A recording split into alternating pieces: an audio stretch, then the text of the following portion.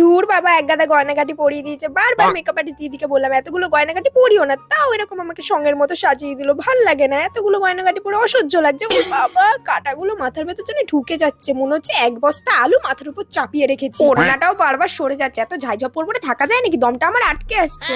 কি ভালো পকোড়ার গন্ধ বেরাচ্ছে, কত কিছুই না হয়েছে স্টার্টারে, পকোড়া ফুচকা, আমি তো কিছুই খেতে পাচ্ছি না। সবাই গিলছে আর আমি এখানে দাঁড়িয়ে দাঁড়িয়ে দেখছি। দূর, ভালোই লাগে না, কেউ একটু এসে বলছেও না নে একটা পকোড়া খা। সবাই খাচ্ছে, আমাকে কেউ সাধলো না পকোড়া খাওয়ার জন্য। দূর, ভাল লাগে না।